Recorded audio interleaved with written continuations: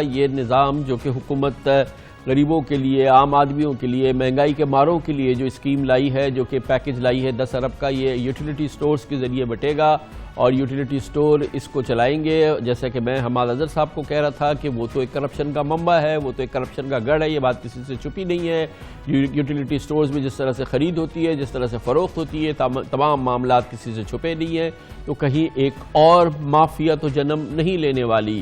آج کل آپ نے سنا ہے کہ مافیاز کا ذکر بہت ہے. صدر پاکستان ہوں، وزیر اعظم پاکستان ہوں، کابینہ کے وزراء ہوں، وہ ہر جانب کہتے ہیں کہ مافیاز ایکٹیو ہیں، کارٹلز ایکٹیو ہیں. یہی وجہ ہے کہ ملک میں مہنگائی ہے، یہی وجہ ہے کہ آٹا 70 روپے کلو ہو گیا، یہی وجہ ہے کہ چینی 88 روپے کلو ہو گئی، یہی وجہ ہے کہ بجلی مہنگی ہو گئی، یہی وجہ ہے کہ گیس مہنگی ہو گئی. ہر جانب مافیا نظر آتی ہے، مگر مافیا ہے کون؟ مافیا کی پہچان کیا ہے؟ مافیا کہاں چھپی ہوئی ہے؟ مافیا کا نام کیا ہے؟ اس کی فی الحال خبر نہیں ہے، لیکن ہر جانب مافیا کا شور ہے. مہنگائی کا دور ہے. اس مہنگائی کے اندر اس بات کا امکان ہوتا ہے کہ کچھ مافیاز ہوتے ہیں جو پروڈکشن اور سیل کے اندر ذمہ دار ہوتے ہیں. مافیاز حکومت کے ذریعے ہی کام کرتے ہیں مافیاز، مگر اس کو مینج کرنا چاہیے، کنٹرول کرنا چاہیے. اور جب کرائسس ہو تو موقع مل جاتا ہے پکڑنے کا زیادہ مافیاز کو. somebody is responsible, heads must roll. یہ جو مافیاز بیٹھے ہوئے ہیں، جو اس ملک میں مہنگائی کرتے ہیں پیسے بنانے کے لیے، ایک ایک مافیا کو ہم پکڑیں گے، انشاءاللہ ایک کو نہیں چھوڑیں گے. مہنگائی ہے اس کو کم کرنے کے لیے انتظامی ایکشنز لینے چاہیے تاکہ منافع خور یا کارٹلز جو ہیں ان کے ساتھ ایک اچھے انداز میں نپٹا جا سکے.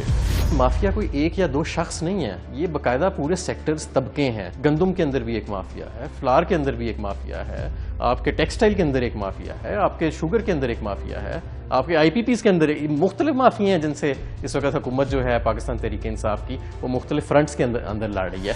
اس وقت ہمارے ملک میں ہر چیز میں، ہر ڈپارٹمنٹ میں، ہر محکمے میں مافیاز بیٹھے جو کہ اپنا انفلوئنس بناتے ہیں. اگر کسی نے پالیسی کو انفلوئنس کیا ہے اس کے خلاف بلا تفریق ایکشن ہونا چاہیے. وہ تمام لوگ جو اس مصنوعی مہنگائی کے ذمہ دار ہیں، وزیر اعظم نے فیصلہ کر لیا ہے، اس کو اس کی کڑی سزا دی جائے گی.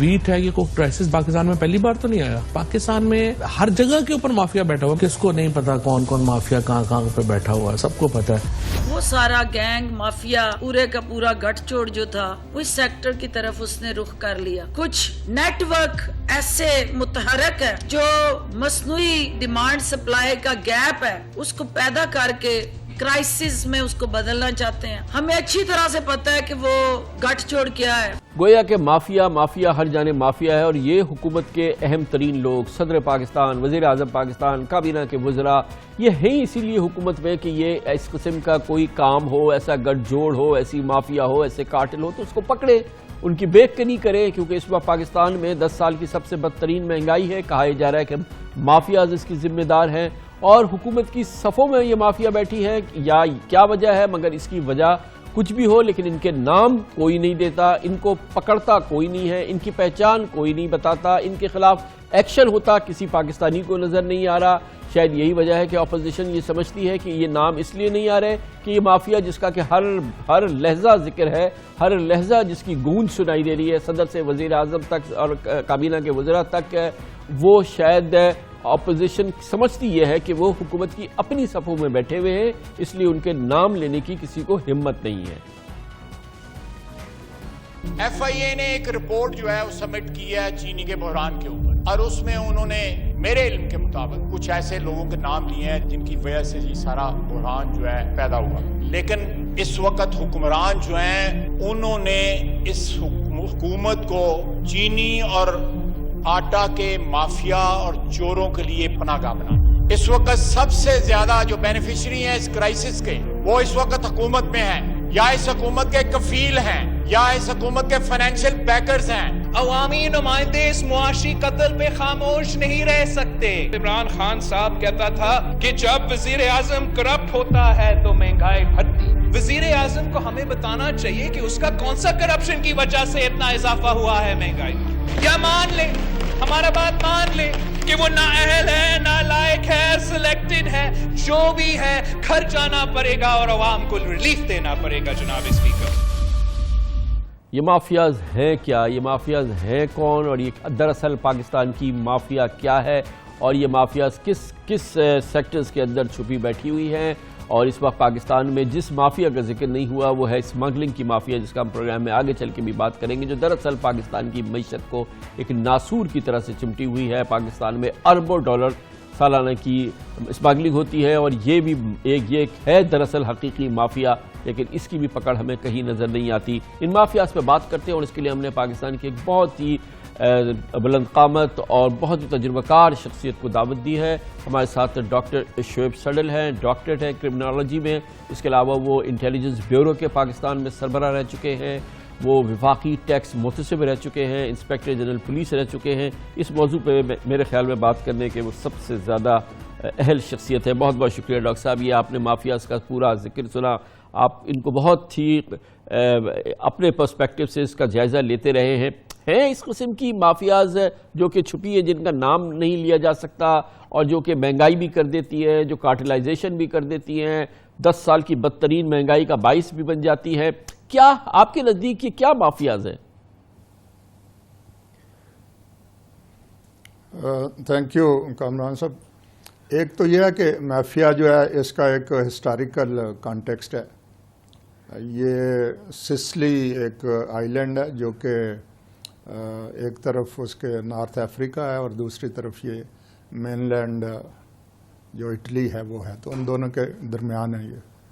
تو یہ 12ویں 13ویں صدی سے، چونکہ یہ سینٹر میں چھوٹا سا آئی لینڈ تھا، تو اس پہ اکثر لڑائیاں ہوتی تھی. کبھی عربز نے قبضہ کر لیا، کبھی افریکنز نے کر لیا، کبھی فرینچ نے کر لیا، کبھی اسپین والے آ گئے. تو لوگوں کو اپنی پروٹیکشن کے لیے کچھ گروپنگ بنانی پڑتی تھی. تو اس سلسلے میں پھر یہ مافیا کا جو ہے نا ٹرم یہ نکلی، اور یہ پھر چل رہی ہے اس وقت سے. اب جو ہمارا کانٹیکسٹ ہے اس میں یہ ہے کہ آپ ایک تو کرپشن کا مافیا ہے کہ آپ نے انسٹیٹیوشنز جو ہیں کریٹیکل انسٹیٹیوشنز گورننس کے، ان کو کیپچر کیا ہوا ہے.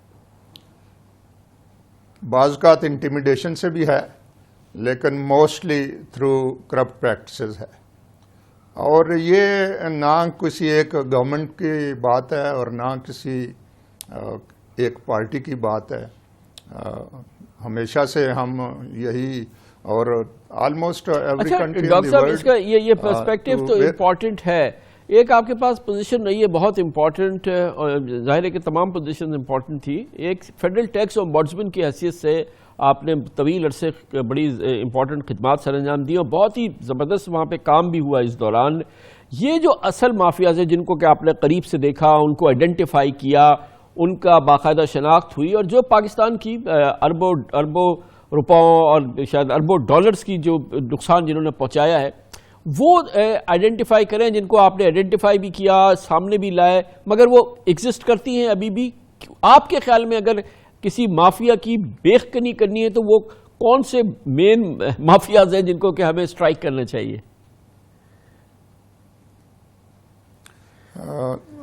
دیکھیں خان صاحب، اس وقت ایک ایشو جو میں نے خود انویسٹیگیٹ کیا تھا وہ تھا یہ جو افغانستان اور پاکستان کے درمیان ٹرانزٹ ٹریڈ ہے، اور جس میں thousands of containers just would get missing.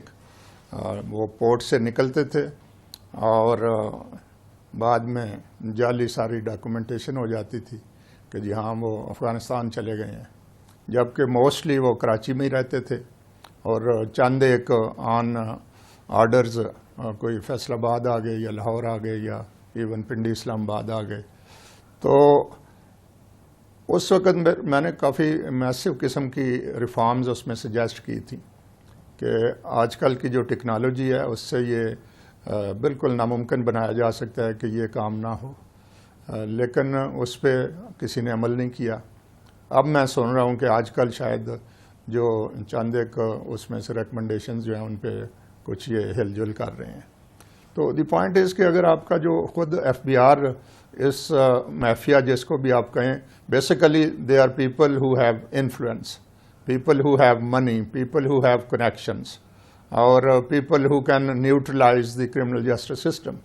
اور جب سسٹم کی ہم بات کرتے ہیں تو it means neutralising the police, neutralising the FIA, neutralising NAB, neutralising the prosecutors, even judiciary at times. اور اگر کوئی اس سارے پروسیس سے پھر بھی کوئی بد نصیب بھی ہوگا جو پھر جیل میں چلا جائے تو وہاں جیل میں بھی یا آپ اپنی جگہ کسی اور کو رکھ لیں گے یا آپ کو ساری تو گویا کہ ان سے پیچھا چھڑانے کے لیے نتھنگ شارٹ آف ریولوشن چاہیے ڈاکٹر صاحب. ویل جو موسٹ امپارٹنٹ اس کا ڈس انفیکٹنٹ ہو سکتا ہے نا خان صاحب, وہ یہی ہے کہ آپ اپنا جسٹس سسٹم جو ہے اس کو ریوزٹ کریں اور اس کی جو پولیٹیسائزیشن ہے اس سے نکلیں, اور ارسپیکٹو کہ آپ کا کیا سٹیٹس ہے اور کیا آپ کا کلر ہے, کس پارٹی کے ہیں, ویدر وہ پارٹی ان پاور ہے یا پارٹی آؤٹ سائڈ ہے, اپوزیشن میں ہے, آپ نے اکراس دا بورڈ سب کو they need to be brought to justice. اگر یہ آپ کرنا شروع ہو جائیں گے اور اس کے ساتھ یہ کریں کہ آپ جو گینز ہیں اس ایکٹیویٹی کے, یعنی وہ مینلی تو آپ نے کوئی پروفٹ کمایا نا, کوئی پیسے انلیگل گین ہوا ہے, تو اس انلیگل گین سے ان کو ڈپرائیو کرنا شروع کریں. اس کے لیے ایک اور جو ضروری چیز کرنے کی ہے وہ یہ ہے کہ آپ کا یہ جو موجودہ سسٹم ہے جس میں کہ آپ کہتے ہیں جی بیانڈ ریزنیبل ڈاؤٹ کا سٹینڈرڈ ہم نے میٹ کرنا ہے. اب honestly nobody has defined کہ beyond reasonable doubt means what. Does it mean 99% اور 90% اور 80%, 70%, 60%, نو بڈی نوز. تو اسی لیے اس میں یہ گند مچا ہوا ہے. میں یہ سمجھتا ہوں کہ اس کا پرابیبل ایویڈنس پہ ہمیں لے آنا چاہیے کہ اگر 51% بھی ہے تو اس پہ کنوکشن ہونی چاہیے. بہت شکریہ ڈاکٹر شعیب صدر صاحب ہمارے ساتھ موجود تھے.